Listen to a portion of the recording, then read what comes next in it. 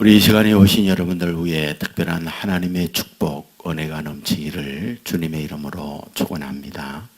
우리 앞뒤 좌우에 있는 분들 따뜻한 사랑의 마음으로 인사를 나눕니다. 주님의 이름으로 사랑하고 축복합니다.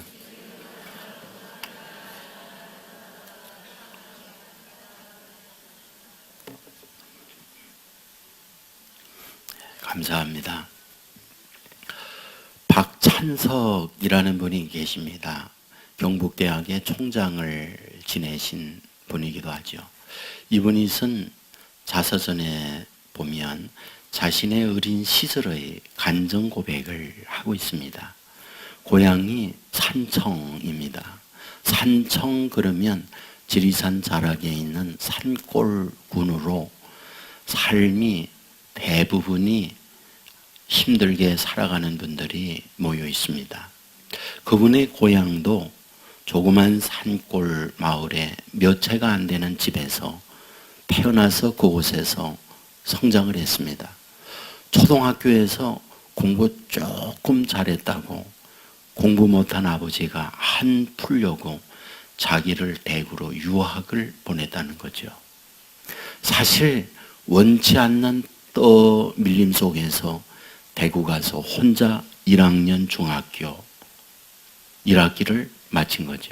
성적 받아보니 68명 중 68등이었죠. 그 성적표를 가지고 간다는 것은 도저히 용납이 안 돼서 칼로 긁었죠. 그리고 68을 일자로 바꿨죠. 아버지 앞에 가지고 갔을 때 아버지가 엄청 기뻐하신 거죠. 동네 사람들이 물었어요.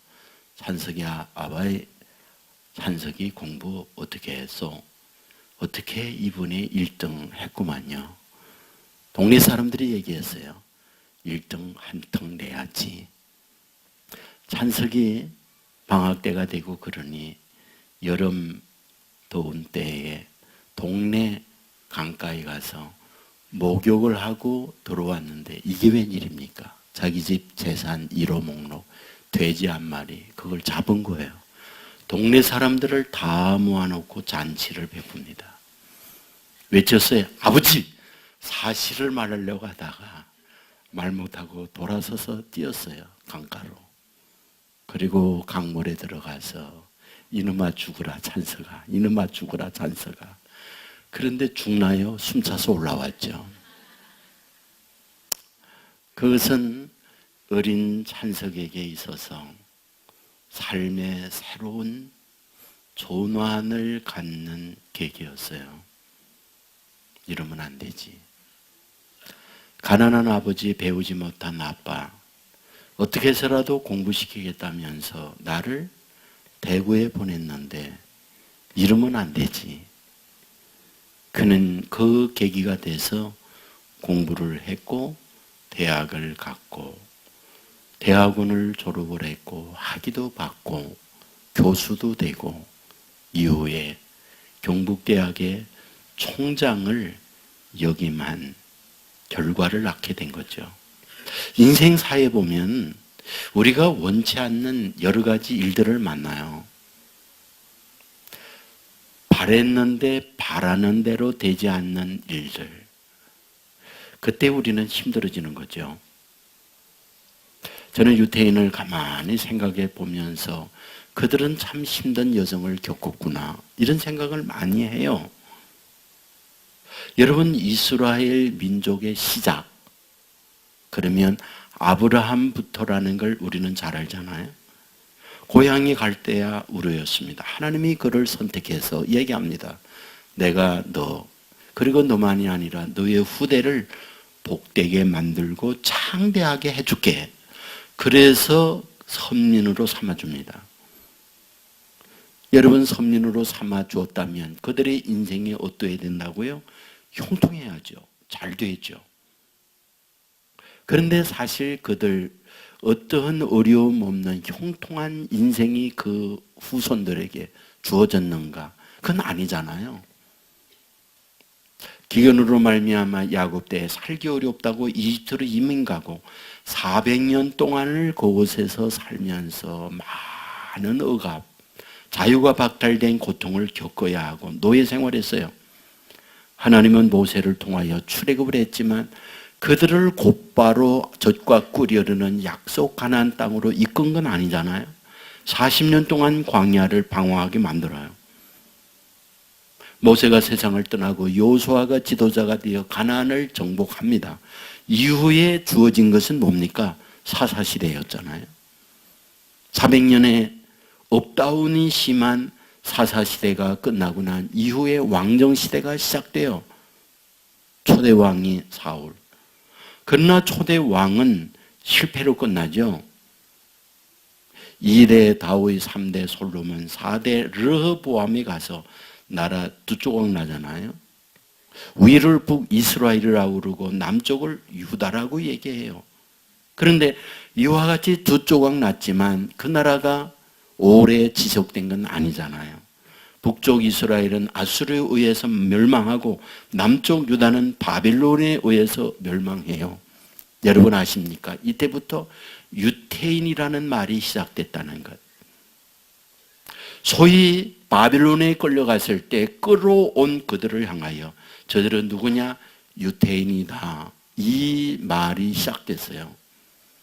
70년 동안을 힘들게 지내죠. 나라 일은 포로로 고통하며 겪어요. 그런데 하나님은 70년 만에 그들을 다시 자기 나라에 가게 합니다. 소위 포로 귀환 시대가 이루어지죠. 그러나 포로 귀환이 이루어졌다고 정상적 국가로의 역할을 하지 못했죠.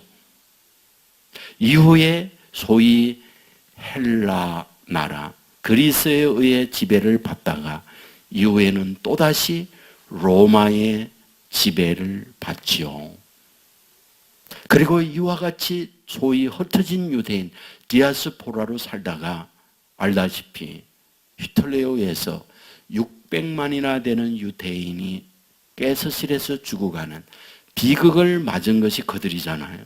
우리는 여기서 이런 질문을 하나 던질 수 있어요.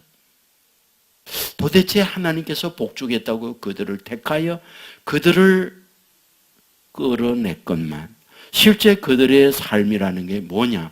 우리들의 갖고 있는 기대, 우리들의 갖고 있는 소망과 다른 아픔과 고통을 그들은 겪었다 이 말이죠.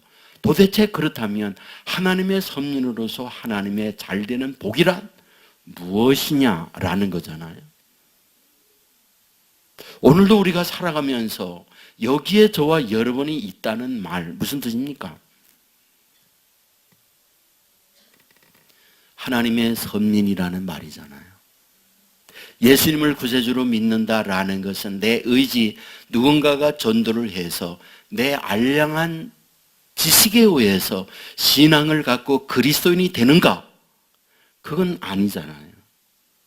분명 성경이 말하기를 하나님이 택하여 주지 아니한 사람은 그 누구도 예수님을 구세주로 믿을 수 없다. 이것이 성경의 선언이잖아요. 그렇다면 저와 여러분이 여기에 예수 믿고 앉아있다는 말은 무엇이다? 수많은 사람들 중에 구별하여 택한 바 된 하나님의 자녀이다 라는 증거들이라는 거죠. 그러면 저와 여러분이 여기에 택한 바 된 하나님의 선민으로 와 있다는 말은 무슨 뜻이다? 하나님이 잘 되게 하려고, 하나님이 복 있는 우리를 되게 하려고 택하여 주셨고 여기 우리를 불러주셨다 그 말이죠. 묻고 싶습니다.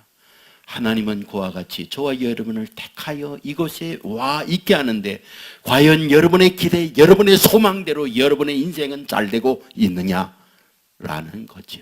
어떤가요? 우리를 잘 되게 하려고 여기에 우리를 오게 했어요. 그러면 실제 나 자신과 나의 자녀와 내 하는 사업과 이런 모든 것이 나의 기대대로 되고 있느냐, 그런 얘기죠. 그러나 그렇지 못한 경우들도 있잖아요.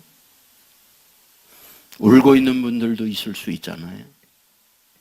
왜 내 인생에는 원하지 않는 질병과 원하지 않는 아픔 가운데 괴로움을 겪느냐, 괴로워하는 분들도 있을 수 있잖아요. 도대체 그렇다면 하나님은 뭐 하는 분일까? 어쩌자는 걸까? 라는 거죠. 저는 오늘 이 본문을 보면서 하나님이 하시는 하나님의 일이란 무언가를 찾고 싶은 거죠. 34절에 보면 마리아가 천사에게 말하되 나는 남자를 알지 못하니 어찌 이 일이 있으리까? 어찌 이 일이 있으리까? 무슨 말입니까? 어떻게 나에게 이런 큰 복을 줍니까? 어찌 나에게 이런 큰 복을 줍니까? 이런 의미일까요? 저는 반대라고 생각해요. 나는 남자를 알지 못하는데 어찌 이 일이 있으리까? 이 말은 나는 그 일을 감당해 낼 수 없습니다 라는 뜻이라고 봐요. 왜? 여러분, 계속해서 말씀을 드리지만은 여자가 임신을 한다는 것은 남자 없이는 불가능해요. 전에도 그렇고 앞으로도 그렇고 반드시 임신은 남자를 통하여 가능한 거예요. 지금 마리아에게 말하는 거죠. 너 임신했다. 무슨 뜻입니까? 누가 보아도 자기의 친정과 그리고 약혼한 요셉이 보아도 시댁이 보아도 누구와 잠자리했다. 이 말이잖아요. 성령께서 남자 없이 임신했다. 이 말을 말할 때 도대체 누가 그 말을 받아들이고 믿고 네 말 맞다고 받아들일 수 있는 사람이 누가 있는 겁니까? 이것은 마리아 입장에서 너무 벅찬, 받아들이기 힘든 이 부분을 받고 있는 거죠. 그러므로 어찌 이 일이 있겠느냐고. 여러분, 마리아는 나사렛에 태어나서 살고 있어요. 그의 갖고 있는 소망이 있겠죠. 나도 그냥 남자를 만나서 자녀를 낳고 배곰지 않고 질병 없이 편안하게 살아가는 것. 이것을 갖고 있는 소망일 수 있잖아요. 저는 마리아도 충분히 그럴 수 있다고 생각을 해요. 그런데 때로 하나님의 자녀들을 보면 우리의 기대와 다른 너무 벅찬 일을 만날 수 있다는 거예요. 여러분, 저는 우리 성도님들과 이야기를 나누면서 가끔은 그런 얘기 들어요. 목사님, 단련한 이후에 정금같이 나온다고 말하는데요. 저는 싫어요. 그냥 정금 필요 없고요. 14K도 좋아요. 왜 그럴까요? 단련이 너무 힘드니까. 저는 철저하게 동감을 하고 같은 마음을 품어요. 단련이 힘드니까. 단련이 힘드니까. 여러분, 우리가 정금같이 나오게 한다고 하지만 그 단련의 과정은 너무나 어려운 거잖아요. 그런데 하나님의 말씀을 읽다가 보면 뭘 발견하게 됩니까? 하나님의 택한 사람, 하나님이 일하는 사람 치고 이 과정을 거치지 않은 사람은 없구나 라는 거잖아요. 요셉은 하나님의 사랑을 입은 사람이에요. 그렇다면 그의 인생이 어려움 없이 형통한 미래가 열려져야 하는데 아버지의 심부름 받고 형들에게 갔을 때 기다리고 있는 것은 자기를 깊은 구덩이에 던지고 마침 대상들이 지나갈 때 그를 건져서 노예로 팔아먹는 거였고 착고에 묶여서 뜨거운 태양과 밤의 추위에 떨면서 노예로 끌려가 노예 생활을 해야 하고 누명 쏘고 감옥에 집어넣는 이 아픔이 요셉의 인생이었던 거죠. 하나님의 사랑을 입은 사람인데 그의 삶이란 그런 고통이었던 거죠. 다윗은 어떤가요? 역시 하나님의 사랑을 입은 사람이었잖아요. 들에서 양치기 하면서 단순히 양만이 아니라 여호와는 나의 목자시니 내게 부족함이 없노라고 찬양하면서 지냈던 믿음의 사람이 누구? 다윗이었잖아요. 그런데 그런 다윗이라면 어려움이 없이 형통한 미래를 가도록 만들어주는 것이 하나님의 의도요, 택한 자녀를 향한 하나님의 생각이 아니겠습니까? 하지만 그렇게 하나님의 사랑을 입은 다윗임에도 불구하고 그는 어떤가요? 사울로 하여금 죽음은 그림자처럼 따라오게 만들었고 늘상 도망자, 늘상 위협 앞에서 떨며 지내만 했던 것이 하나님의 사랑을 입은 다윗의 인생이 아니었느냐라는 거죠. 다니엘은 어떤가요? 그의 고향이 예루살렘. 그는 단란하게 어린 시절을 그곳에서 지내죠. 어느 날 바벨론에서 침략하면서 자기의 사랑하는 가족을 잃고 어린 나이에 포로가 되어서 바벨론으로 끌려가야 되지 않았나요? 그는 그곳에서 지내면서 때로는 사자밥으로 던져지기도 하고 수많은 순환의 길을 갔던 것, 그게 다니엘이에요. 누군데? 누구보다 하나님의 사랑을 입은 사람이었는데 여기에서 우리에게 보여주는 것이 무엇입니까? 하나님의 사랑을 입은 사람이라면 그 앞날에 어려움이 없이 형통한 대로로만 열려져야 하는데 우리의 기대와 다르게 하나님은 때로 우리가 감당할 수 없는 큰 어려움의 길로 이끌어 가기도 하더라. 이것을 보여주고 있는 말씀들이라는 거죠. 마리아는 하나님의 사랑을 입은 사람이에요. 그런데 그가 감당할 수 없는 큰 일을 그에게 맡기고 있는 거예요. 그렇다면 왜 하나님은 하나님의 자녀로 하여금 어려운 짐을 짊어지게 하는 걸까? 감당할 수 없는 일을 그에게 맡기는 걸까? 우리가 말씀을 보며 깨닫는 것은 하나님의 부름을 입은 하나님의 자녀에게는 모든 것이 합력하여 선을 이루는 하나님의 섭리가 그 안에 있다는 사실이죠. 때로 우리가 이해할 수 없는 버거운 짐이라 할지라도 그것을 통해서 딛고 일어나 비상하게 하는 하나님의 비밀이 그 안에 담겨 있다는 말이죠. 때로 저주처럼 보이는데 그것을 하나님은 바꾸어 축복으로 만들고 있더라는 말이죠. 태풍은 우리로 하여금 힘들게 만드는 자연 현상이에요. 태풍이 지나가고 나면 거대한 고목도 쓰러질 수 있고 농작물이 폐해를 입어서 추수를 앞두고 있는 농작물이 쓰러지거나 과일이 낙과가 되어서 폐농이 되는 결과들도 있을 수 있어요. 하지만 그런 손해만 있나요? 태풍과 함께 이 자연에 깔고 있는 수많은 매연과 중금 속에 있는 먼지들을 쓸어내므로 손으로 할 수 없는 청소를 자연이 해주므로 우리에게 또 다른 맑은 공기를 제공해 주는 역할을 하는 것, 이게 태풍의 역할이기도 한 거죠.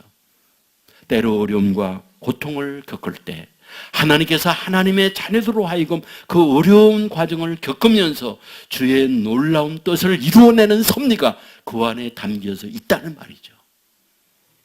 요셉은 정말 신실한 아들이었어요.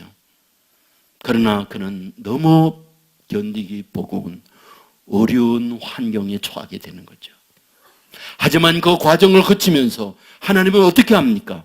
그를 총리로 삼아주고 그의 온 집안을 기근으로 말미암아 살기 어려울 때 이민 오게 만들고 삶의 길을 열어주고 있더라. 그 말 아닙니까? 다니엘은 어떻습니까? 그렇게 힘든 가운데에 그를 포로로 끌고 가더니 바빌론의 총리가 되게 하고 나라가 망하고 왕들이 변화되어지지만 변함없이 총리의 길을 가게 하면서 소위 페르시아 제국에까지 총리가 되도록 만들고 있는 걸 보게 되지 않습니까? 마리아는 어떻습니까? 그는 정말 나사렛 어떤 준비도 없는 때묻지 아니한 시골의 아가씨였어요. 그런데 그에게 감당할 수 없는 일을 맡겨주면서 하나님은 어떻게 합니까? 그로 하여금 메시아 예수 그리스도의 어머니가 되도록 만들고 있다는 사실이죠. 오늘 우리도 마찬가지입니다. 우리가 인생을 살면서 하나님의 자녀의 형통한 길을 기대하고 있지만 예상 못한 어려움을 만날 때 왜 믿는 나에게 감당하기 어려운 큰 짐을 맡기는 걸까? 이런 생각을 가질 수 있지만 하나님은 그 과정을 통하여 주의 자녀로 하여금 더 놀라운 축복의 길로 인도한다는 사실을 믿으시기를 주의 이름으로 축원합니다. 여러분에게 제가 오래전에 철로역정 추천 도서로 소개해 드렸던 적이 있어요. 존 버년이라는 사람이 썼잖아요. 95년도에 그곳에서 계시는 목사님이 저를 베드포드라고 하는 곳으로 데려갔어요. 베드포드는 런던에서 북쪽으로 2시간 정도 떨어져 있는 그런 조그만 전원적 마을입니다. 그곳은 어떤 곳이냐? 바로 존 버년의 고향입니다. 그 목사님께서 버년이 유아 세례 받았던 교회, 그리고 그곳에 갇혔던 감옥, 그리고 그의 생각, 이런 것을 쭉 안내해 주었어요. 저는 그것에서 알았죠. 그의 아버지가 땜질하는 일이었다는 것, 그리고 아버지의 뒤를 이어서 존 버년도 땜질하는 일이었다고 하는 것, 그리고 땜질을 하면서 그 영적 은혜들을 많이 그것에서 얻게 됩니다.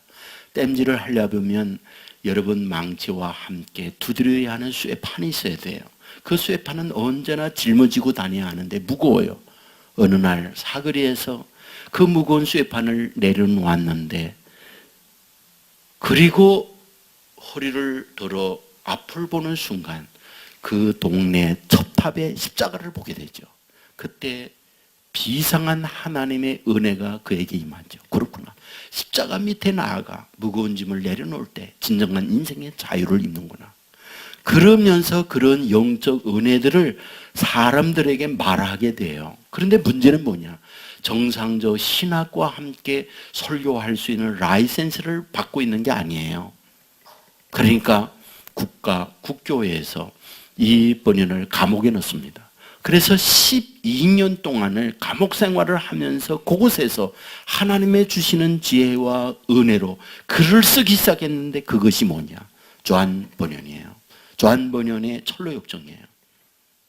철로역정은 그런 가운데에서 태동된 결과물이에요.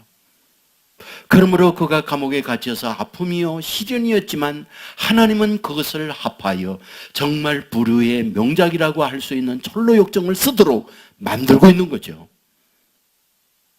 성경 다음으로 많은 분들이 이 책을 읽어요. 저는 여러분에게 이 책을 꼭 한번 읽어보면 좋겠어요. 왜?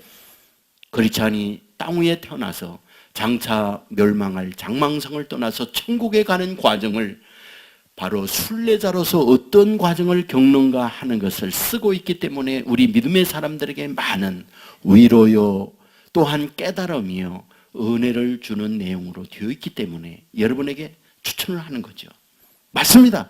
오늘 하나님의 자녀들에게 원치 않는 일을 만나나 그것을 통하여 하나님의 귀한 일들을 반드시 이루어낸다는 사실 믿으시기를 주의 이름으로 축원합니다.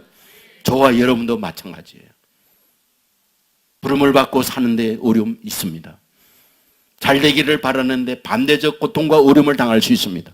그러나 하나님은 하나님의 자녀로 하여금 누구나 그 길을 가게 하면서 오히려 그 어려움을 딛고 일어나 더 복된 일로 가게 하는 하나님의 섭리가 그 안에 있음을 믿으시기를 주의 이름으로 축원합니다.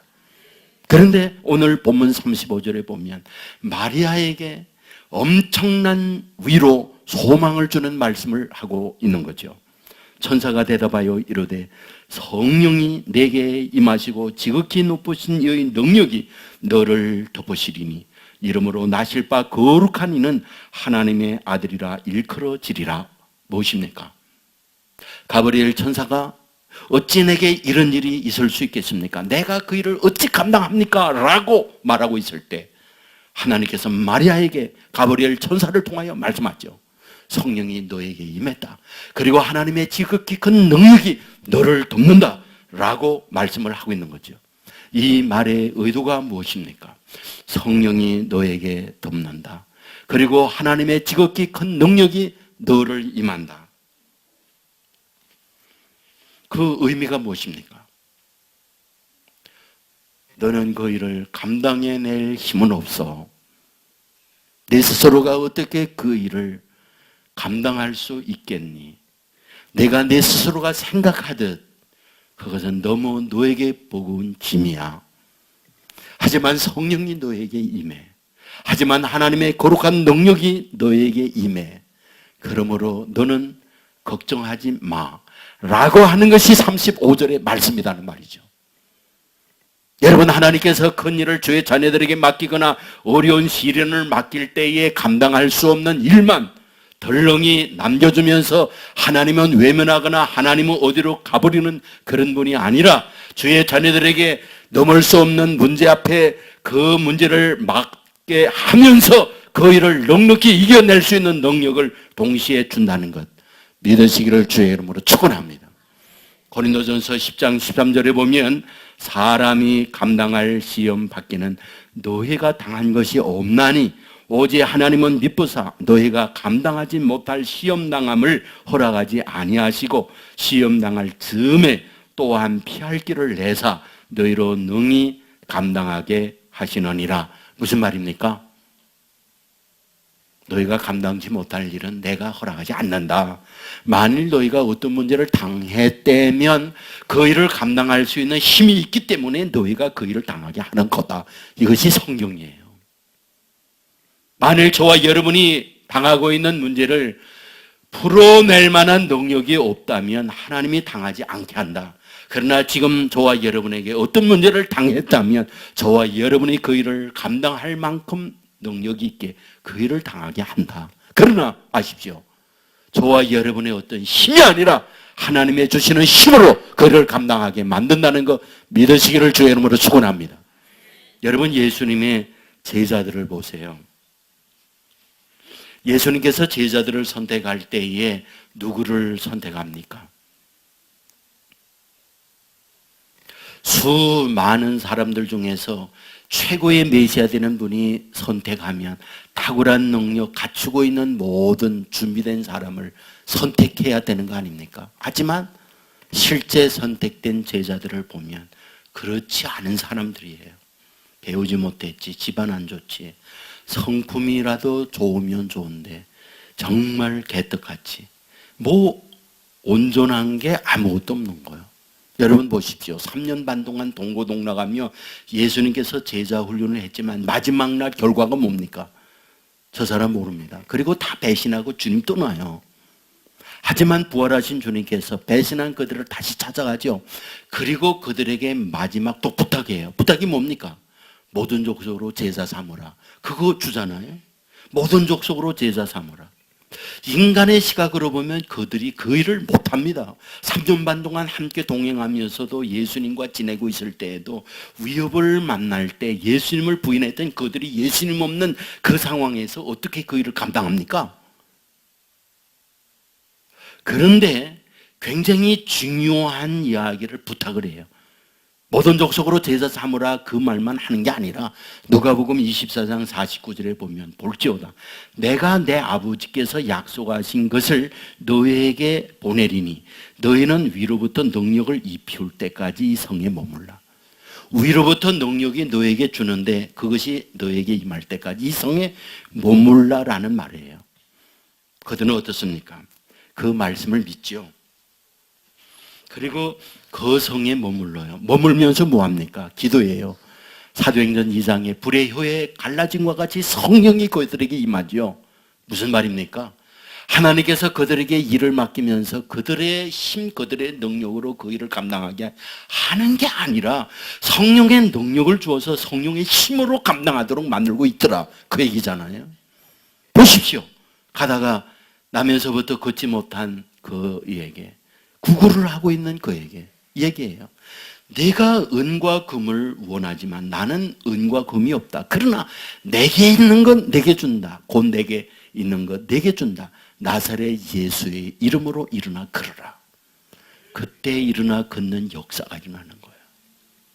그들 안에 주님의 능력을 주니까 주님의 능력으로 그 일을 감당하게 하는 거예요. 여러분, 모세가 80세에 부름을 받았어요. 여러분, 80세라고 하는 것은 모든 일을 소위 정리하고 이제는 끝내야 할 나이예요. 그런데 이제 들에서 양치기나 하던 그를 하나님이 불러요. 힘없고 모든 걸 정리할 그 나이에 어쩌자는 겁니까? 하나님께서 그 나이에 불러서 어쩌자는 겁니까? 여러분, 그렇게 힘없는 할 수 없는 거였지만 하나님은 그에게 능력을 던져 주어요. 그래야 바로 앞에 섰을 때에 10가지 재앙이 임하도록 만들죠. 그것만입니까? 홍해를 갈라주시죠. 그것만입니까? 마른 막대기와 같은 막대기를 들고 반석을 칠 때 반석에서 샘물 솟아나죠. 뭘 얘기하는 겁니까? 너는 마른 막대기와 같은 나이 많은 할아버지라 할지라도 내가 너와 함께하여 너를 도울 때 너에게 이런 기적과 능력을 이룬다, 이 말씀을 하고 있는 게 아닙니까? 저와 여러분들도 돌이켜보면은 부족한 건 많이 있을 수 있습니다. 그러나 하나님께서 저와 여러분으로 하여금 믿고 이길 가게 하는 것, 하나님의 능력으로 귀한 역사를 이루기 위하여 부름받아 되었다는 것 믿으시기를 주 여러분으로 축원합니다. 우리가 이 사실을 믿고 아버지 앞에 의지하고 나가게 되어지면 하나님의 귀한 역사를 오늘도 변함없이 저와 여러분을 통하여 이룬다는 사실 믿으시기를 주의 이름으로 축원합니다. 저는 여러분에게 김혜영 선교사님을 다시 한번 말씀을 드리고 싶어요. 그분 고향이 경북 안동이었는데 안동에 양반적 의식이 많아요. 그래서 결혼하여 자녀를 낳을 때에 제일 먼저 장남을 낳아야 된다는 게 오래전서부터 내려오는 그들의 소망이고 그들의 바람이에요. 낳고 보니 딸이었습니다. 할아버지 집안 망조다 그러면서 저 딸년으로 인해서 이 집안은 이제 망하게 되었다, 이렇게 얘기해요. 아버지는 이 말을 듣고 이 딸을, 태어난 딸을, 핏등인 딸을 죽으라고 내던졌어요. 그런데 생명이 찔겨서 죽지 않고 살아났어요. 하나 문제는 장애를 입었어요. 허리가 상하게 된 거죠. 성장하지 못했어요. 136cm까지만 자랐어요. 그는 어린 시절을 눈물 없이 못 살았어요. 내년이 태어나서 이 집안 망했대요. 어머님은 이 일로 인하여 정신질환을 앓았죠. 아버지는 술 중독에 있다가 술 농약 마시고 자살을 해버렸죠. 집안이 풍신박산이 된 거예요. 이 아이 어떻게 삽니까? 정말 처절한 고통 가운데 살면서 고통을 겪다가 초등학교를 겨우 졸업하고 가출을 했어요. 식모살이를 하는데 식모살이하는 그 집에서 편물을 배우도록 기회를 주었어요. 편물을 배웁니다.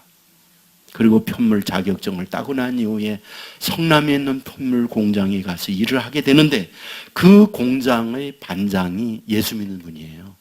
어린 불쌍한 이 혜영이를 데리고 교회를 왔다 갔다 해요. 그러면서 열심히 편물에 집중을 하다 보니 장애인 올림픽에 가서 금메달을 땁니다. 금메달을 따고 난 이후에 신문에 광고가 났어요. 선교기관에서. 혹시 당신의 갖고 있는 재능을 저 아프리카 보츠와나에 가서 재능 기부할 사람이 있으면 오라고. 그는 생각하는 거죠.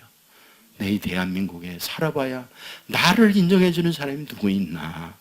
눈물을 흘리면서 한국을 떠나기로 하고 보츠와나에 가요. 근데 그곳에서 처음으로 그 사람들을 통해서 자기가 인정을 받았다는 거예요. You are so beautiful. You are so beautiful. 당신은 너무 아름답습니다. 당신은 너무 아름답습니다. 자기는 장애를 입었어요. 자기는 정말 얼굴도 그렇게 자랑스럽게 내어놓을 게 아무것도 없어요. 그런데 그곳에 얼굴 까만 분들로 하여금 그런 얘기를 듣는 거예요. 그는 자기의 갖고 있는 편물 재능을 그분들에게 가르쳐 주었어요. 그런데 그런 가운데에 어떠한가? 미국에 있는 한 선교기관을 통해서 배우지 못한 이분에게 교육할 수 있는 기회를 주었어요. 결론이 뭐냐고요? 콜롬비아 대학 하면은 세계적인 명문이에요. 아이비리그 대학의 한 대학입니다. 아무나 갈 수 없는 대학이에요. 그 대학 박사 과정을 마쳤어요. 그리고 박사학위를 받았어요. 지금은 부탄으로 가서 부탄에서 사역을 하고 있어요. 이분의 간증이 이겁니다. 나는 아무것도 아니었다고. 나는 아무것도 아니었다고. 오로지 하나 하나님이 자기를 기억했었다고. 하나님이 자기를 기억하고 있었다고. 그 힘든 어린 시절과 아픔의 과정이 있었지만은 하나님은 자기를 눈여겨보고 있었다고. 그리고 오늘에 살아오도록 하나님이 자기에게 힘을 주었다고. 그게 그분의 고백이었어요. 저는 믿습니다. 오늘도 하나님의 부름을 받은 하나님의 자녀들을 향하여 하나님은 한 번도 눈을 떼지 아니한다는 것. 그리고 저와 여러분에게 하나님을 믿고 하나님의 자녀의 길을 갈 때 저와 여러분을 방치하는 그런 분이 아니라 저와 여러분을 여전히 따라다니고 부족하지만 채워주시고 무능하지만 능력을 주어서 이 길 가게 하여 주의 선한 일을 이루게 하는 분, 우리 아버지라는 사실 믿으시기를 주의 이름으로 축원합니다. 그분을 바라보고 그분을 의지하며 주께서 저와 여러분을 향하여 갖고 있는 그 놀라운 일에 쓰임바 되어지는 저와 여러분의 삶이 되기를 주의 이름으로 축원합니다. 모두 자리에서 일어나겠습니다.